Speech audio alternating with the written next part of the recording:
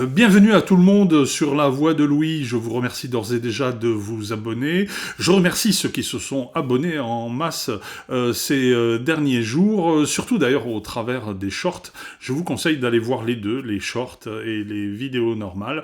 Et sachez que je ne suis pas une chaîne d'information. Certains le font très bien, beaucoup le font très mal.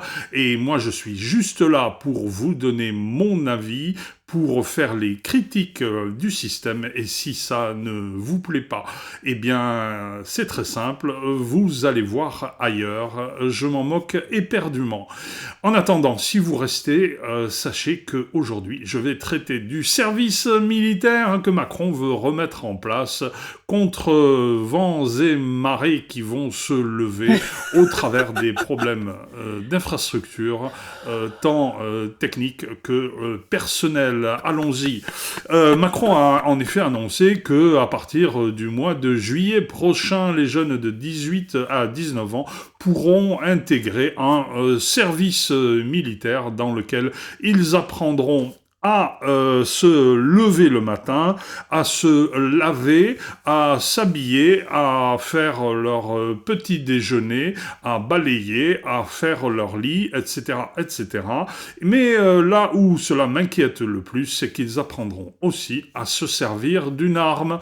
Alors, c'est déjà la première chose qui m'inquiète, c'est que ces jeunes vont apprendre à se servir d'une arme à ciel ouvert, avec la caution de militaires qui viendront leur apprendre comment bien faire les choses, et une partie de cette jeunesse qui devrait théoriquement être quand même filtrée, aura peut-être en arrière-pensée l'utilisation de ces armes dont nous savons qu'elles sont pléthores dans les caves des cités, en provenance des pays de l'Est et de l'Ukraine, où là-bas les marchés d'armes sont à ciel ouvert pour des prix défiant toute concurrence, selon les bribes de ce que l'on peut entendre ici et là. Il faut que vous compreniez d'ores et déjà que ma critique de ce service militaire n'est pas celle d'un antimilitariste. Je suis d'une famille de militaires traçable depuis la fin du 19e siècle jusqu'à 1962 et au-delà, au travers de mon frère aîné dans les chasseurs alpins. Bref, la famille a fait toutes les guerres sans exception, avec moult légions d'honneur, gueules cassées, morts prématurées, blessures en tout genre et traumatismes qui se sont répandus dans la famille sur d'autres générations. Je vous en parlerai d'autres fois. Donc, il va y avoir un service militaire en France. La jeunesse sera filtrée à l'entrée sur ses compétences. Alors, quelles devront être les compétences de cette jeunesse ? Cette jeunesse devra avoir peut-être un petit niveau intellectuel raisonnable. Elle devra peut-être avoir une certaine moralité. Elle devra peut-être avoir des connaissances techniques, notamment en matière de jeux vidéo. Et oui, les jeunes avec leurs jeux vidéo vont trouver dans l'armée française la possibilité d'exprimer leur savoir-faire. Pourquoi ? Eh bien pour piloter des drones, car aujourd'hui, la guerre s'est dronisée, et à moins que les drones soient interdits par les conventions internationales, ce qui, à mon sens, risque d'être plutôt le contraire, eh bien, ils ont envahi les territoires de guerre, comme nous pouvons le constater en Ukraine, où les Russes ont très vite compris que leurs chars d'assaut ne suffisaient pas, et se sont mis à la fabrication de drones dans un délai record, grâce à leur extraordinaire, et je pèse mes mots, industrie aéronautique et personnel d'ingénierie qui maîtrise tous ceux qui volent avec ou sans un canon et qui ont mis au point avec les ingénieurs d'armement pur des drones qui sont d'une efficacité redoutable. La jeunesse française va donc devoir s'exprimer avec une joystick dans les mains pour faire les prochaines guerres contre un ennemi supposé. Et c'est pour ça que tout à l'heure, j'ai précisé que je n'étais pas un anti-militariste, mais que je me posais des questions.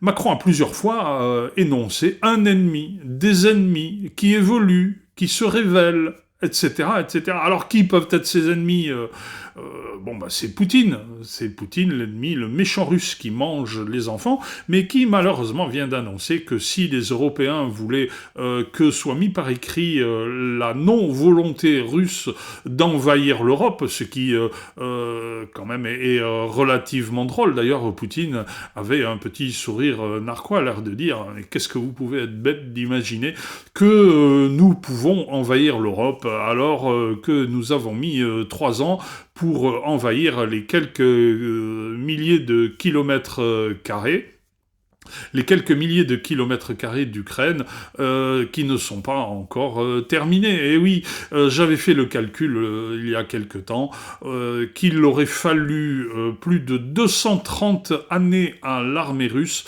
pour arriver à Paris à la vitesse où ils avancent en Ukraine. Donc dans 230 ans, nous en reparlerons et j'espère que mes vidéos auront perduré et feront bien rire les extraterrestres, vraisemblablement. Eh bien, cette jeunesse, elle va permettre la dronisation de l'armée française sans que ce soit clairement énoncé, mais je vois pas très bien à quoi elle pourrait servir d'autre. Car, encore une fois, je reviens à l'ennemi. Quel est cet ennemi contre lequel nous devons nous armer ? Alors cet ennemi, c'est peut-être un ennemi intérieur, c'est peut-être un ennemi djihadiste, un ennemi terroriste. Alors cet ennemi djihadiste, il peut s'infiltrer dans l'armée pour apprendre et puis pour le moment venu retourner l'arme contre ceux qui sont censés maintenir l'ordre et régler les problèmes territoriaux internes. Car, Macron l'a dit, cette jeunesse dans l'armée ne pourra pas être téléportée, ne pourra pas être envoyée à l'extérieur, ce sera une force intérieure, sauf cas exceptionnel. Alors les cas exceptionnels, vous le savez, quand l'administration et les politiques en parlent, cela veut dire qu'à un moment donné, cela va devenir définitif. Alors, est-ce que cette jeunesse ne va pas servir à la constitution d'une garde nationale qui viendra appuyer les forces de gendarmerie, de police et les différents systèmes de maintien de l'ordre intérieur pour un ennemi qui serait tout simplement une partie de la population française qui en aurait un petit peu ras-le-bol des hommes politiques qui sont actuellement au pouvoir jusqu'à Bruxelles et qui sont en train de ruiner l'Europe tout entière, à l'exception des quelques pays qui sont en train de renacler ou qui ont des richesses en matières premières qui les met à l'abri de tous les problèmes financiers, comme la Norvège, la Suède, et comme la Hongrie, qui est le bouclier moral de la culture européenne face à Bruxelles.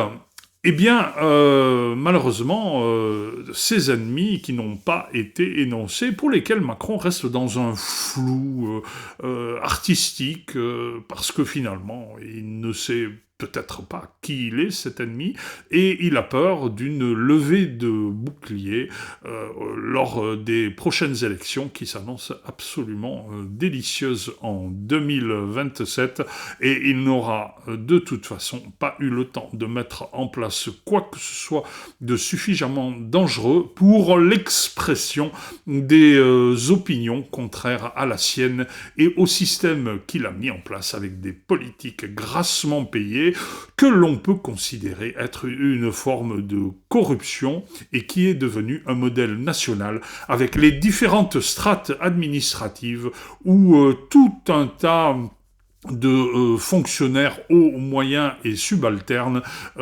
sont accrochés au pognon qu'ils touchent tous les mois et sont prêts à voter pour n'importe qui à condition que cela dure. Alors quelque part on le comprend, mais malheureusement avec la faillite du pays, cela pourrait à un moment donné vite poser problème quand il n'y aura plus assez de pognon dans les caisses pour régler à la fin du mois ces fonctionnaires pléthoriques dans le pays le plus imposé, le plus fiscalisé et bientôt le pays le plus opprimé d'un point de vue de l'expression médiatique. Et oui, voilà à quoi va servir donc l'armée de la jeunesse française. Elle va servir à la dronisation de forces qui ne seront pas chargés de contrer un ennemi extérieur, mais vraisemblablement un ennemi intérieur, à moins que les Allemands aient des velléités à venir en France avec leurs chars d'assaut, mais comme de toute façon ils marchent très mal, et que les Allemands ne savent plus marcher au pas, Dieu merci, ils se contentent de nous ruiner notre économie et de nous faire payer très cher cette énergie qui devrait être presque gratuite, mais c'est une autre vidéo. Voilà, je vous ai donné mon avis, j'espère que vous m'avez bien suivi. Dites-moi si vous appréciez mon commentaire, que ce soit en plus ou en moins, cela me fera plaisir, que vous m'aimiez ou que vous ne m'aimiez pas. Et comme le disait Piala, si vous ne m'aimez pas, rassurez-vous, je ne vous aime pas non plus. À bientôt, chers amis, et n'oubliez pas de vous abonner.